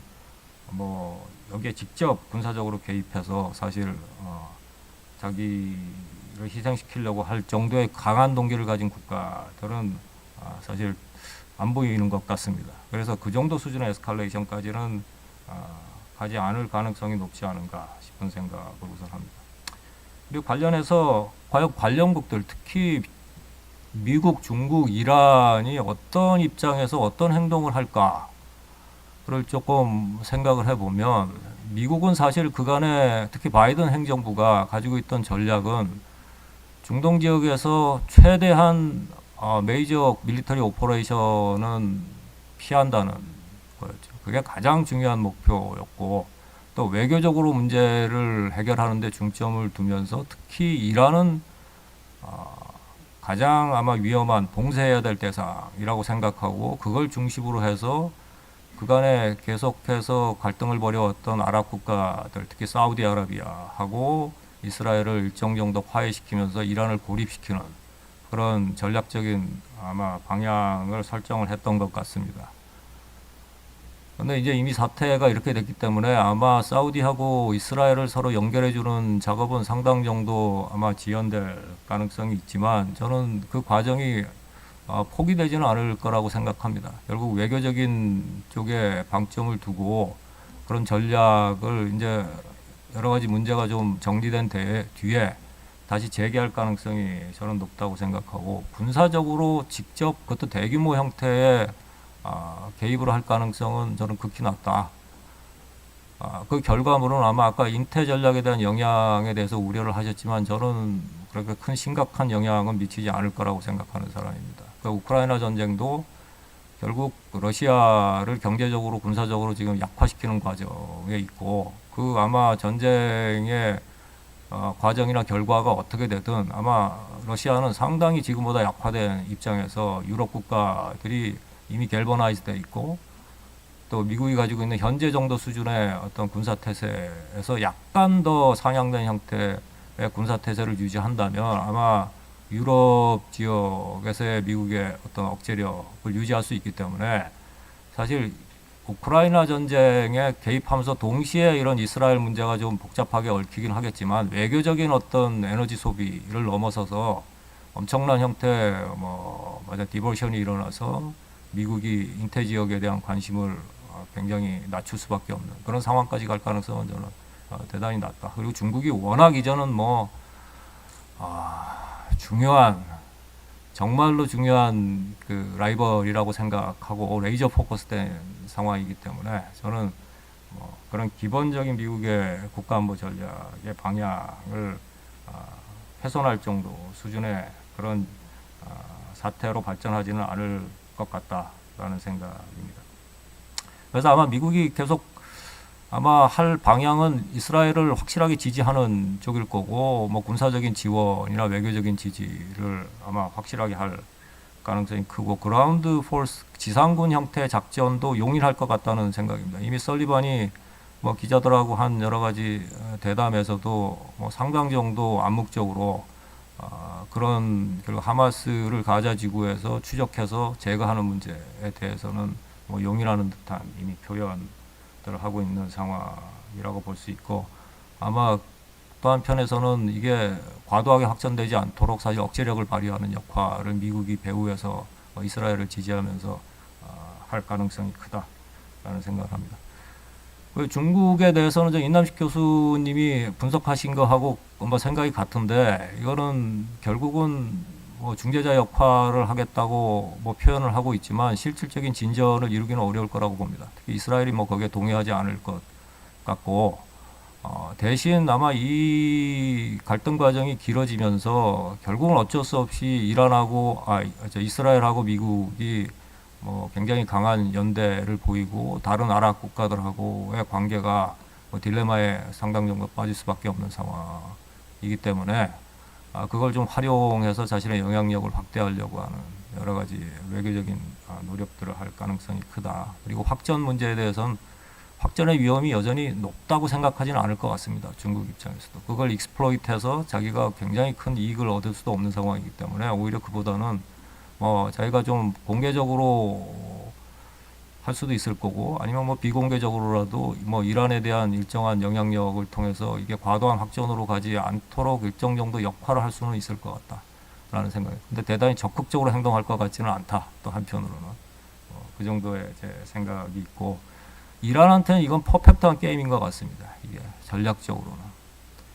결국은 사우디아라비아하고 이스라엘이 가까워지는 것도 막으면서 자기를 타겟으로 한 그런 어떤 새로운 형태의 연대를 막아내고, 미국하고 이스라엘이 한편으로 몰리면서 다른 아랍 국가들하고 관계가 일정 정도 악화되는 그런 상황을 만들 수 있기 때문에, 뭐 자기가 연루가 되지 않았다는 주장을 하고 또 그걸 또 증명해내기도 쉽지 않고, 미국도 확전을 원하지 않는 상황에서 아마 기본적으로 자신이 얻고자 하는 걸 얻을 수 있는 지금 상황이 아닌가 싶은 생각이 듭니다. 그래서 뭐 결론적으로는 이게 상당 정도 참 괴로운 전쟁 수준의 갈등이 있으면서 결과적으로 하마스가 상당히 심각하게 좀 약화되는 결과로 가지 않을까 싶은 생각이고, 아까 말씀드린 대로 그럼에도 불구하고 장기적으로는 이건 대단히 어려운 아마 군사작전일 거고, 엑시 스트라티지가 분명하지 않기 때문에 아마 끊임없는 딜레마로 이스라엘도 빠져 들어갈 가능성이 크다. 결과적으로 이스라엘도 원하지 않는 상황에서 어쩔 수 없이 강경한 행동을 하고, 그 결과로 또 굉장히 오랜 참 갈등 상황을 겪을 수밖에 없는 딜레마로 끌려 들어가고 있지 않은가 싶은 생각을 합니다. 그럼에도 불구하고 이런 이전까지 상당 기간 있었던 데탕트 과정이 저는 뭐 일정한 이런 괴로운 시기를 거치고 나서 저는 재개될 거라고 봅니다. 다른 아랍 국가들이 뭐 팔레스타인을 심정적으로 지지는 하지만 여전히 이해관계에 의해서 움직이고 있고, 과거 같은 그런 강력한 적극적인 지지를 보이고 있지는 않은 것 같습니다. 그래서 미래 자신들의 이익을 위해서 일정 정도 기회가 생기는 상황에서는 이스라엘하고의 관계나 미국하고의 관계를 유지하려고 하는 그런 상황들이 재개되지 않을까 싶습니다. 그리고 마지막으로 미국의 영향력은 뭐 심각하진 않겠지만 이 과정을 통해서 어쩔 수 없이 조금 약화될 수밖에 없지 않은가. 그리고 중국이 이 상황을 활용하면서 아마 조금 더 이득을 얻을 가능성이 크다라는 생각을 해봅니다. 네, 이상하겠습니다. 예, 감사합니다, 최 부장님. 지금에 벌어지고 있는 상황에 대해서 여러 나라도 아마 다양한 고민으로, 그다음에 또 상대적으로 굉장히 조심스러운 행동을 할 것 같습니다. 거기에 대해서 나라마다 잘 짚어주시는 것 같습니다. 이근욱 교수님 지금 접속이 들리십니까? 예, 저 들어왔습니다. 어떻게 소리 들리십니까? 이근욱 교수님, 다음 토론 부탁드리겠습니다. 예, 안녕하십니까. 방금 소개받은 서강대 정치외교학과 이근욱입니다. 어떻게 이렇게 좋은 그 기회를 만들어 주시고 이렇게 토론 기회까지 주셔가지고 정말 감사드립니다. 제가 좀 아까 사실 이제 10시 15분까지 수업이어가지고 앞에 부분 조금 못 듣긴 했지만, 네, 이남식 교수님 어저께 보내주신 그 발표 자료하고 그다음에 중간부터 들은 부분에 대해서 한 네 가지 정도 포인트를 좀 말씀을 좀 드렸으면 좋겠습니다. 그 가장 이제 많이 얘기가 나왔고 가장 뭐라 그래야 될까요? 이제 사람들이 이견이 가장 없는 부분이 이제 확전 부분일 것 같은데 저도 확전이 이루어지지는 않을 거라고 생각을 합니다. 왜냐면은 전통적으로 봤을 때 이제 중동 전쟁에서 전통적으로 봤을 때 중동 전쟁에서 중요한 그 당사자였던 지금 이집트하고 시리아, 이 시리아는 이제 뭐 내전으로 더 이상 이런 쪽에 관여할 정도의 능력은 이제 안 되는 거고, 이집트도 굉장히 이제 관여하지 않겠다라고 하는 입장을 굉장히 강하게 얘기하고 있고요. 그렇기 때문에 그 이남 교수님하고 최우선 교수님 두 분이서 말씀하신 것처럼 헤즈볼라가 낀다든지 뭐 이 정도 선에서는 있겠지만 그 외부 국가들까지 많이 관여가 돼서 뭐 이란까지 들어오고 그럴 가능성은 제가 보기에도 별로 없을 것 같습니다. 네, 그렇게 됐을 때 문제는 미국의 영향력이 별로 발휘가 되질 않을 거고 그렇기 때문에 미국이 중동 지역에서 뭔가 플러스적인 역할을 한다라고 하는 그런 느낌은 오히려 좀 줄어들지 않을까 하는 생각을 많이 지금 하게 됩니다. 두 번째로 지금 이제 얘기를 하시면서 이스라엘 국내 정치 부분에 대해서 지금 얘기가 약간 언급이 그렇게 많지 않았습니다. 이남식 선생님은 이제 투스테이트 솔루션에 대해서 좀 얘기를 하셨는데 사실 이제 93년도 오슬로 협정에서 그 팔레스타인 오토리티를 독립국가로 하는 거를 제시를 해냈고, 그거를 이제 미국 쪽에서도 계속해서 이야기를 하고 있죠. 이야기를 하고 있는데, 그거를 이제 이스라엘 쪽에서 계속 거부를 하는데, 이게 사실은 이스라엘이 가지고 있는 가장 심각한 그 아이덴티티 딜레마하고 연결이 됩니다. 그러니까 이스라엘이 자기 스스로를 이제 주위시 디모크라시라고 얘기를 하는데, 유태인 민주주의 국가라고 얘기를 하는데, 그만큼 유태인 민주주의 국가에서 둘 중에 무엇인가를 선택해야 되느냐의 문제에 들어가는 겁니다. 지금 이스라엘 인구가 한 1,000만 조금 안 되는데, 이 중에서 한 4분의 3, 75% 정도가 유태인이고요. 아랍이 한 20% 정도가 됩니다. 문제는 뭐냐면 지금 가자 지구 문제가 되고 있는데, 아랍계가 팔레스타인 230만, 웨스트뱅크도 한 비슷하게 지금 살기 때문에, 한 500만 명 많이 잡아요. 450에서 500만 명 정도의 아랍 팔레스타인 인구가 이스라엘이 점령한 지역에서 이스라엘 국민의 대우는 받지 않고 지금 살고 있는 상황입니다. 근데 이게 여기를 이스라엘 영토로 한다. 그러면은 여기에 있는 450만 명 정도의 아랍 팔레스타인 인구가 이스라엘 사람이 되는 거고, 그럼 이 사람들한테 투표권이 주어지죠. 그렇게 되면은 인구가 지금 1,000만에서 한 1,400만, 1,500만 정도까지로 올라가는데 전체 인구에서 600만 명 정도가 아랍 팔레스타인 인구가 돼버린 겁니다. 그럼 전체 그 유권자의 인구 비율만 따지면 한 40%가 팔레스타인 사람이고 뭐 이 사람들한테 투표권을 인정할 거냐의 문제가 있습니다. 디모크라시면은 인정을 해야 되죠. 근데 디모크라시라는 거를 부정을 하면 인정을 안 해도 되는 거고 유태인 주의시라고 하는 거를 강조하면 그래서 투 스테이트 솔루션에 대해서 굉장히 이스라엘 내에서도 오락가락 하는 거고 지금까지 이제 벤저민 나타니엘 같은 경우는 두 개 다 이걸 안 하겠다, 인정 안 하겠다, 받아들이지 않겠다 해서 깔아뭉개고 간 거였고 이게 이 문제를 해결하지 않으면 이 가자 웨스트뱅크 이 사안은 이제 계속해서 반복이 될 가능성이 굉장히 높다고 생각을 합니다. 그런 측면에서 보면 이제 특히 이제 지난 1월 정도, 12월 1월 정도부터 나타나우가 이제 우리로 따지면은 위헌법률 심사권을 대법원에서 뺐고 그리고 대법관들을 이제 총리가 임명하겠다라고 하면서 굉장히 심각한 그 민주주의 위기가 있었고 아까 최우 선생님 말씀하신 그 갤런트 국방장관 같은 경우 이번에 굉장히 강경 발언을 하지만 사실 그 사람은 이제 3월 달에 나타나우가 해임을 했다가 4월달 돼서는 다시 이제 철회를 해갖고 해임했던 거를 철회하는 일까지 벌어지면서 사실 이스라엘 내부에서 굉장히 심각한 그 정치 위기가 있었고 그 정치 위기가 이번에도 어떻게든지 작동을 할 거라고 생각을 합니다. 저는. 문제는 아까 최선 선생님은 이제 이스라엘이라고 하는 단일한 국가가 팔레스타인 오토리티 하마스에 대한 억지력을 회복한다는 측면에서 말씀하셨는데 저도 대규모 지상작전이 있을 거라는 최우선 선생님의 의견에 좀 동의를 하는 편입니다. 뭐냐면은, 지금 현재 이스라엘 내부 정치 구도에서 여기서 물러서는 거는 안 될 겁니다. 그건 절대로 못 물러설 거고, 못 물러설 거기 때문에 그런 내부의 역동성의 문제에 기초해서라도 분명히 공격해서 들어갈 겁니다. 그러면 여기서부터 저는 저하고 이제 최우 선생님하고 의견이 좀 갈리는데, 최우 선생님은 이렇게 어리석고 급진적이고 무모하다고 말씀하셨는데, 만약에 여기까지 하마스가 생각을 했다면은, 단순히 억지력을 회복한다는 정도가 아니라 저쪽이 우리를 내부로 해서 공격해서 들어올 거라고 하는 것까지 생각을 했다면은, 하마스가 여기서 만약에 대비를 진짜 세게 했다면은, 지금부터 우리가 보게 되는 거는 우리가 지금까지 본 거에 비하면은 그냥 일막에 지나지 않을 수도 있습니다. 다시 말해갖고 앞으로 우리가 진짜 봐야 되는 건 그 지상작전이 어떻게 전개가 되느냐라고 하는 부분입니다. 제가 몇 가지 오늘 발표 때문에 몇 가지 조사를 한 게 있는데 몇 가지 좀 말씀을 드리겠습니다. 가자 지구가 인구 밀집 지역이죠. 인구 2,300만 정도가 산다 그러는데 여기에 넓이가 365제곱킬로미터입니다. 근데 서울이 600제곱킬로미터입니다. 다시 말해갖고 지금 가자 지구라고 하는 데가 서울의 실제 넓이에서는 절반보다 조금 더 되는 지역입니다.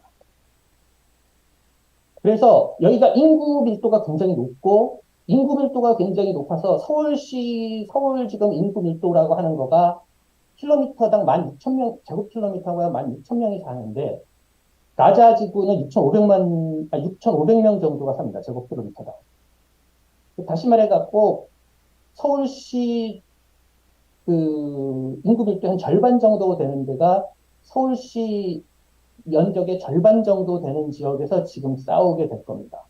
그 사람들의 굉장히 많은 부분은 아까 임난춘 선생님 말씀하신 것처럼 유니세프에서 이야기한 것처럼 어린아이하고 여자들일 거고 이 민간인 거주 지역에서 이스라엘이 어찌됐든 간에 명분상 미국에서도 이제 국제법을 준수해야 된다라는 것 때문에 제대로 움직이지 못하는 상황에서 초기 단계에서 굉장히 심각한 그 타격을 입게 된다면은 그러면 양측이 이스라엘이 가만히 더 안 있을 거고 더 많은 화력을 동원해서 어마어마한 팔레스타인 인명 피해를 일으킬 겁니다. 민간인 살해에 대해서 보복이다라고 인질극에 대한 보복이라고 주장할 수 있겠지만 여론에서 분명 이스라엘이 더 불리해질 거고 이스라엘 인명 피해도 점점 커지게 되면은 상황은 진짜 우리가 지금까지 본 거하고는 전혀 다른 차원으로 움직일 가능성이 저는 높다고 생각합니다. 왜냐하면 아까 이제 임남수 선생님도 대부분 예측하면 다 틀리더라고 그렇게 말씀하셨는데 러시아 우크라이나 전쟁에 대해서도 초기 단계에서 굉장히 많이 사람들이 그러니까 틀린 예측을 했었고 이번 같은 경우도 초기 단계에서 굉장히 많이 이 생각을 그러니까 예측을 한 거하고가 많이 틀렸다면은 전투 부분에서도 어떻게 될지는 잘 모릅니다. 왜 이거를 강조하냐면 사실 이제 한글날 이게 벌어지기 전에 사실 그 애들이랑 어디 갔다가 갑자기 생각이 듭니다. 아, 이게 올해가 지금 롬키풀 전쟁, 4차 중동전 딱 50주년 하는 날이구나. 찾아봤습니다. 찾아봤더니 10월 6일 날 공격을 했더라고요, 이집트가. 아, 드디어 50년이 됐구나라고 했는데 이게 딱 50년 플러스 1일에 하마스가 공격을 시작을 했습니다. 73년도 전쟁도 사실 굉장히 쇼킹했고 이번도 굉장히 쇼킹하고 약간 진행 방향도 그런 식으로 가는 거 아니냐는 생각을 조금은 하게 됩니다. 그래서 앞으로 우리가 보게 되는 거는 지금까지 본 거는 우리가 일막 일장 정도가 되는 것 같고 이게 하마스가 이스라엘이 들어오는 대규모 지상작전이 들어오는 그 부분에 대해서 어떤 식으로 대응하느냐에 따라서 굉장히 큰 게 달라질 겁니다. 이스라엘도 그것이 골치 아플 거기 때문에 한다 그러면서 안 들어가지는 않을 겁니다. 분명히 들어갈 수밖에 없는 정치적 역동성이 작동했고 지금은 들어갈 수밖에 없는 상황입니다.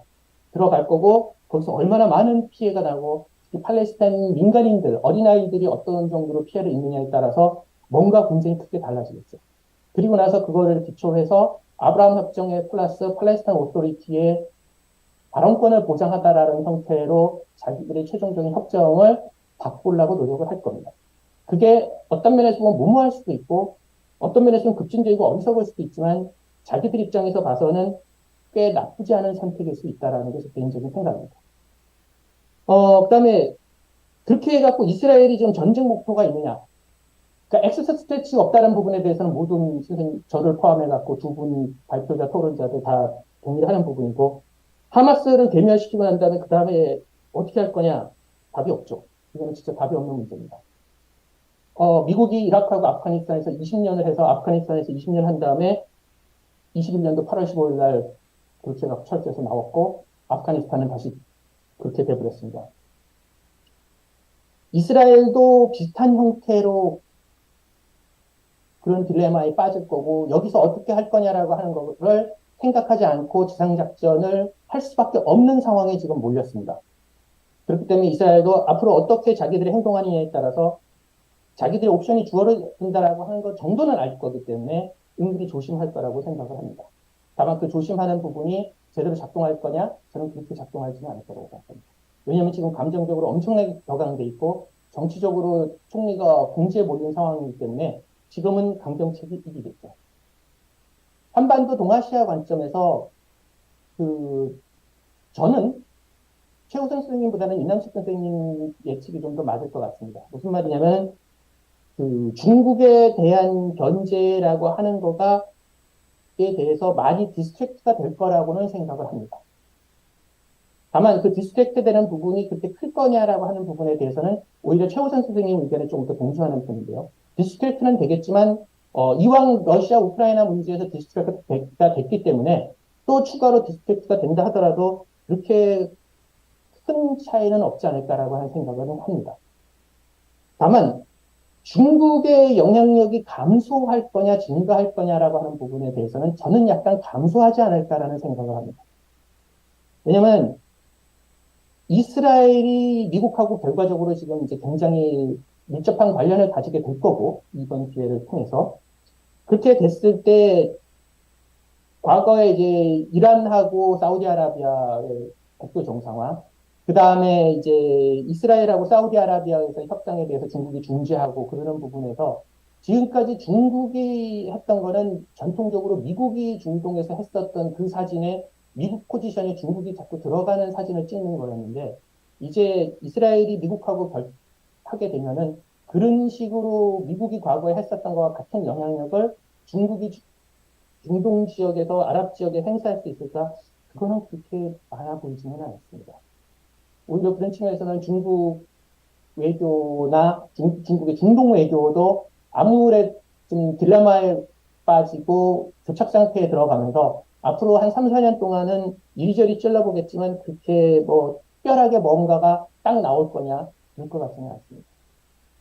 현재 시점에서 우리가 앞으로 봐야 되는 가장 중요한 포인트는 앞으로 나타나는 지상작전일 거고 그 지상작전에서 이스라엘이 얼마나 많은 팔레스타인 민간인들을 죽이느냐, 거기에 대해서 군사력을 무차별적으로 사용하느냐, 그 다음에 이스라엘 사상자가 얼마나 많이 나느냐에 걸 겁니다. 원래 둘이서 싸우면 팔레스타인 쪽이 거의 한 10배 가까이의 사상자가 납니다. 심한 경우에 있어서는. 그래도 팔레스타인이 계속 공격을 하고 도전을 하기 때문에 이번에도 비슷한 비율이 나겠지만 아마 민간인 피해는 많아질 겁니다. 그리고 민간인 피해가 많아지면 여론은 불리해질 거고 그렇게 되면 초기 단계에서 하마스가 저질렀었다라고 하는 것도 덮일 거고 오히려 이스라엘이 더 많이 불리해질 가능성이 높다고 생각합니다. 그렇기 때문에 그 부분에 대해서 우리가 좀 포인트를 두고 봐야 되지 않을까 하는 생각을 합니다. 예, 이상입니다. 예, 이 교수님 감사합니다. 중국의 영향력, 그 다음에 또 미국의 세계 정치에 미치는 영향, 그 다음에 전쟁 상황이죠. 지금 비극적인 전쟁 상황인데 우리 우크라이나 전쟁 상황에서 보셨다시피 전쟁은 참 흘러가는 방향을 예측하기가 어려운 것 같습니다. 또 흘러가는 방향을 예측하기 어려운 변수들에 따라서 국면 전체가 또 영향을 받기도 하는 상황이기 때문에 비극적인 상황이고 계속 지켜봐야 될 또 필요가 그만큼 크다고 생각을 합니다. 자, 지금까지 이제 인남식 교수님 발표, 그 다음에 두 분 교수님 토론 들으셨는데요. 시간이 조금 지났습니다만은 질문을 받았으면 하는데 지금 온라인으로도 질문하실 수 있나요?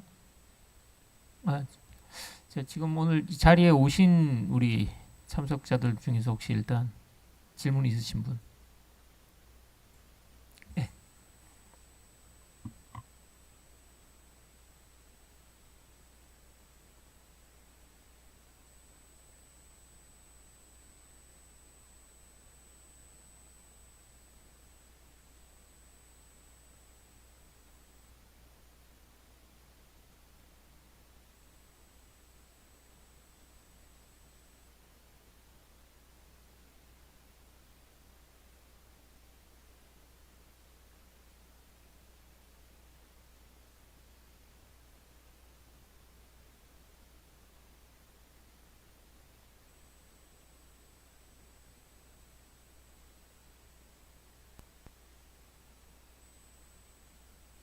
예, 질문 부탁드리겠습니다.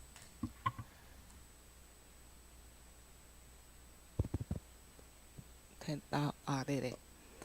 일단 한국의 역할 혹은 나아갈 방향 이런 게 좀 아무래도 저희로서는 궁금한 점이다 보니까 앞으로 한국이 어떻게 대응할 것이다 내지는 해야 한다 이런 의견이 있으시면 저희한테 설명을 부탁드리고요. 또 철저하게 저희 국민적 입장에서 보면 사실 부산 엑스포에 미칠 영향 같은 것도 높은 관심을 받고 있긴 한데 그런 것에 대한 설명이 있으시면 그것도 같이 부탁드리겠습니다.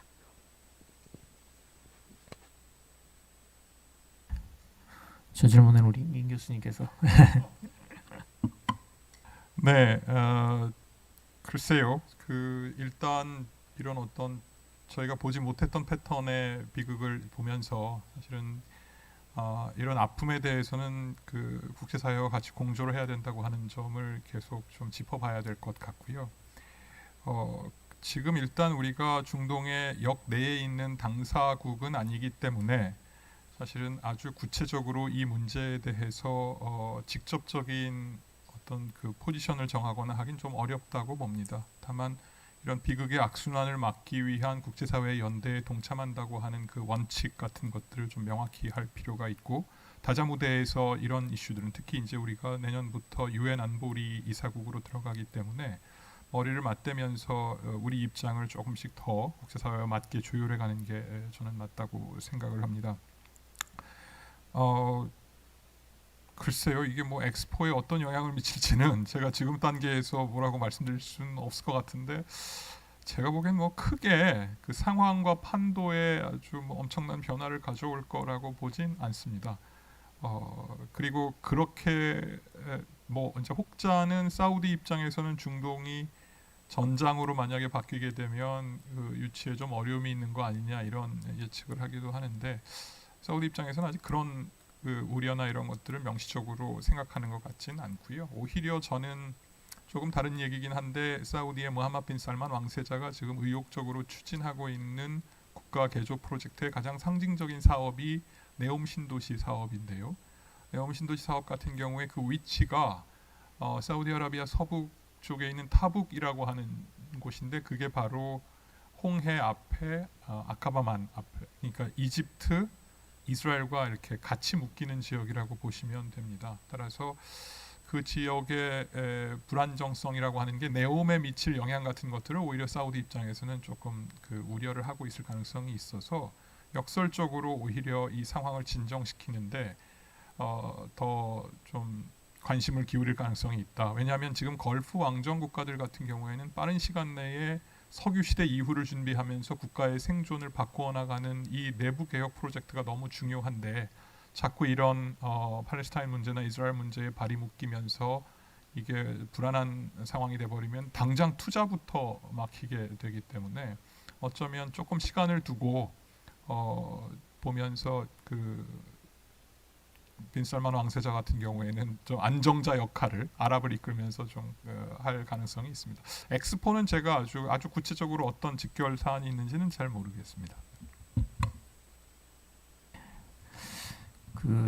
70년대까지 벌어졌던 여러 전쟁과는 다르게 중동 오일의 역할, 그 다음에 지금 말씀드렸습니다. 지금 임 교수님 잘 지적해 주셨습니다만은 당시에 지금 현재 걸프 왕정 국가들의 선대들이 고민했던 거를 지금 새로운 리더들이 지금 맡게 되는 상황도 굉장히 또 주시를 해야 될 그런 포인트라고 생각을 합니다.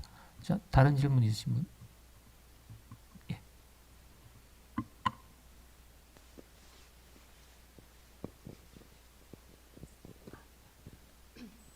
이제 여기서 속수무책으로 기습 저 공격을 소속 아니요, 저 채널 A 김태림입니다. 이제 속수무책으로 이제 기습 공격을 당했다는 얘기가 뭐 다양한 추측이나 분석도 많이 나오고 있는데요.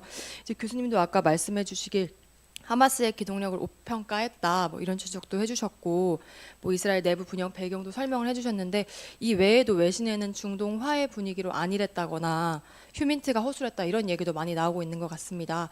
그래서 교수님이 보시기엔 어떤 게 가장 큰 이스라엘 패착이었고 어떤 원인으로 이렇게 기습 공격을 당했을까 여쭤보고 싶습니다.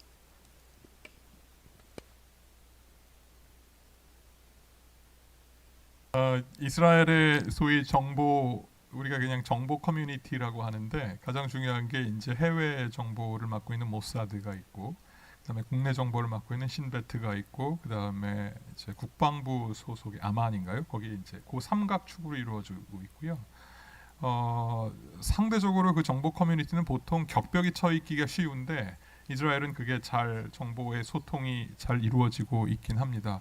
그런데 이제 말씀해주신 것처럼 최근에 벌어졌던 상황이 이스라엘의 그 사법 개혁과 관련해서 극도의 혼란이 벌어지면서 이스라엘 국내 정부의 주요 고위공직자들이나 아까 뭐 요압 갈란트 국방장관도 마찬가지고 심지어는 뭐 내각에 있는 사람들도 이 문제에 대해서 굉장히 갑론을박하면서 내부 정치가 굉장히 혼란스럽게 왔어요. 그러니까 이게 뭐 대탕트 때문에 마음을 놓고 있었다도 한 측면이 설명될 수 있지만 저는 오히려 이스라엘 국가 내부의 혼란이 사실은 어떤 정부 커뮤니티의 원활한 그 소위 감시 정찰 그런 시스템에 있어서 약간 좀 취약점을 불러온 게 아닐까라고 그냥 좀 제 추측이긴 한데요. 그렇게 보고 있습니다. 그런데 저도 유심히 이스라엘 내부에서 나오는 반응을 보니까 정말 놀랐던 것 같고 73년 10월에 비견될 만하다는 얘기를 지금 많이 하고 있습니다.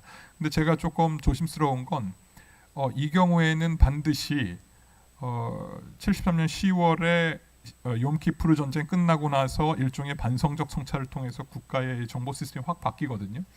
그러면 이제 앞으로 이게 다 끝나고 나서 가라앉고 나서 이스라엘이 어떤 형태로 다시 한번 자기들의 정보 이런 인프라 같은 것들을 구축할지도 한번 우리가 지켜보는 게 그건 굉장히 흥미로운 포인트가 아닐까 한번 생각해봤습니다. 예, 이번 뭐 기습 공격으로 인해서 여러 가지 또 군사 전략적인 또 정보적인 정책 차원에서도 여러 가지 함의가 있는 건 사실입니다.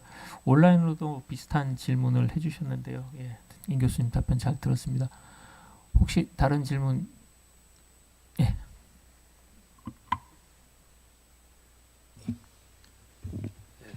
서강대학교 육군용 연구소 정병주입니다.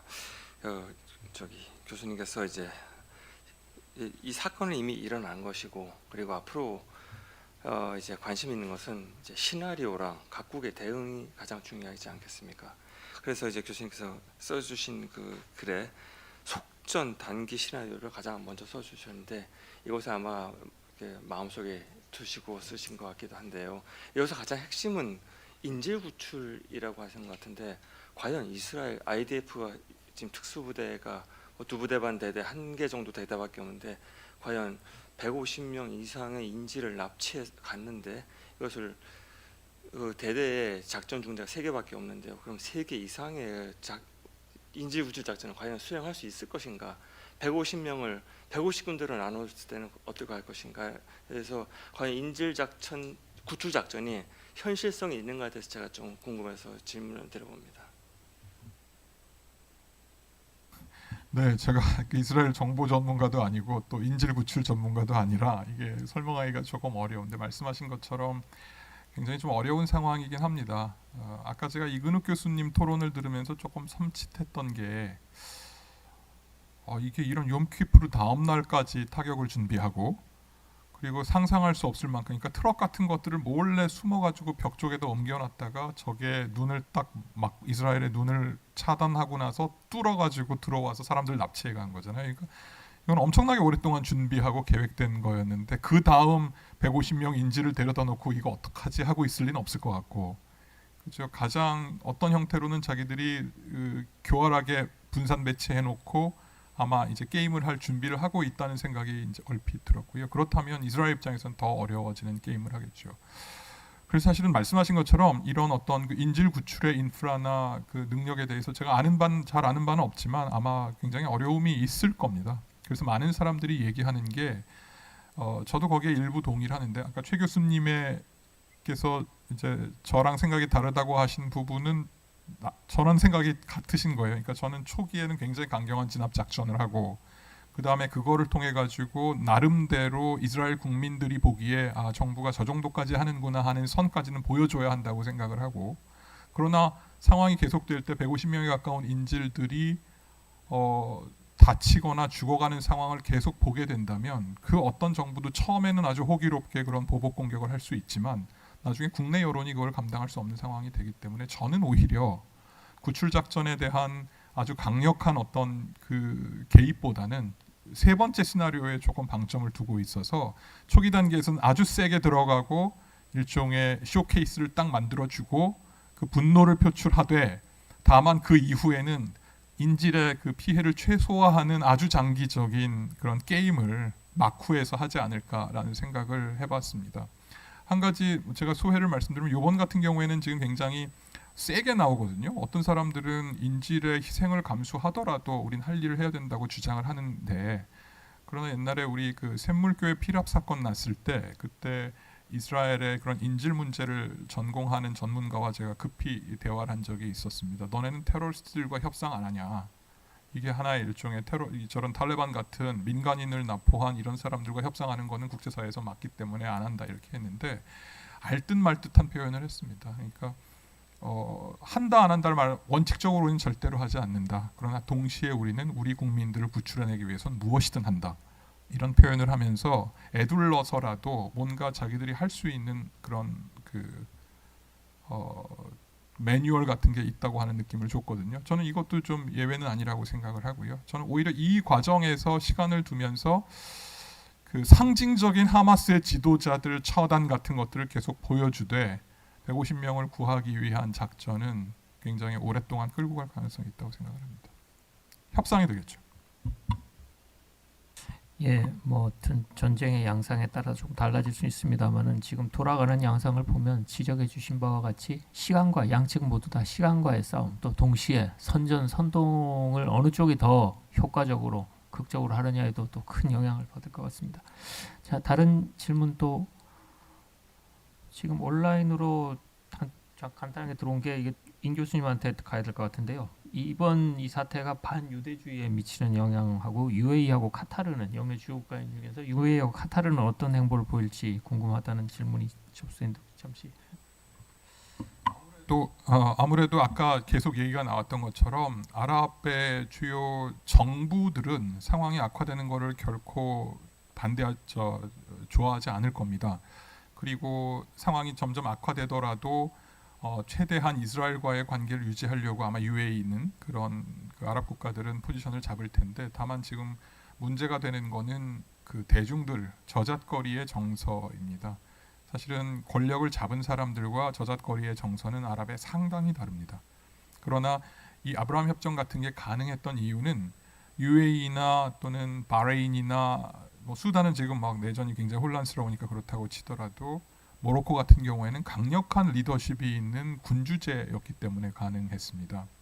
일반적인 공화제나 아니면 인구가 많은 사우디 같은 경우에는 부담이 있는 게 이스라엘과 가깝게 되는 게 그게 바로 국민들의 정서가 이 왕실 또는 그 정부에 대해서 왜 우리가 팔레스타인 저 시오니스트들, 팔레스타인 우리 형제들을 압박하는 시오니스트와 잘 지내야 되지라고 하는 질문에 답하기가 어렵기 때문입니다. 그건 정부의 이익일 수는 있지만 그냥 국민들의 이익이 아니라고 생각하기 때문에 이 상황이 처음에는 하마스가 심했네라고 하는 정서가 처음에는 뭐 퍼질 수가 있지만 시간이 다르게 아랍의 정서는 되게 좀 이거 위험한 말인데 그래도 하마스가 할 일 한 거 아니야라는 쪽으로 갈 가능성도 완전히 배제할 수가 없고, 그렇게 되면 안티세미티즘이라고 하는 게 작동할 공간이 생기게 되는 거죠.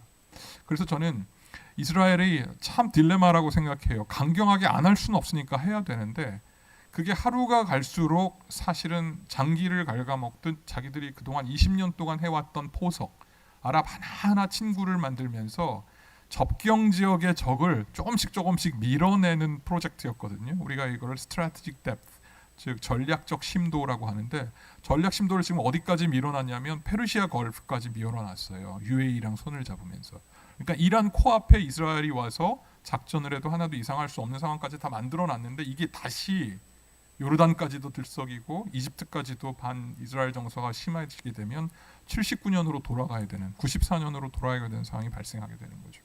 그러니까 이 딜레마를 어떻게 극복할 것이냐. 근데 우파 익스트리미스트들한테 이걸 맡기게 되면 뭐 그런 게 뭐가 중요한, 무슨 외교가 중요하고 무슨 전략 심도가 왜 중요하냐. 우리는 여기서 야훼께서 주신 땅을 수호하면서 죽기까지 싸워야 된다는 쪽으로 가게 되면 이제 답이 없어지는 거고, 다만 이스라엘 내에서 상황이 진정되는 걸 보다가 나름대로 합리적이고 조금 온건한 어떤 정치 지도자들이 그래도 공존이 중요하고 아랍 외교가 중요하다라고 하는 판단을 하게 되면 아마 좀 다른 선택을 하게 되겠죠. 그런데 문제는 이스라엘 혼자 그렇게 결정한다고 해서 끝나는 게 아니라 바로 이 일을 저지른 하마스는 또 나름대로 또 익스트림하게 가고 있기 때문에 그거를 핸들하는 건 또 별개의 문제가 돼서 이게 참 풀 수 없는 수수께끼가 됐습니다.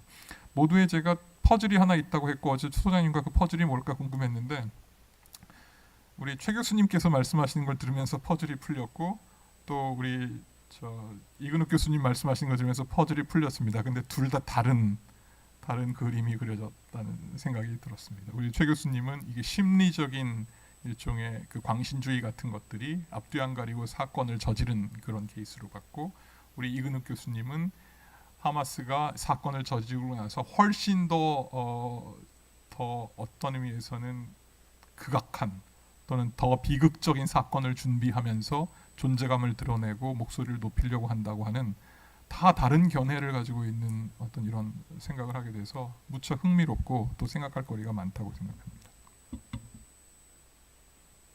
감사합니다. 예, 다른 질문 없으시면 간담회 이 정도로 마무리하겠습니다. 참석해 주신 여러분 감사드립니다. 예, 감사합니다.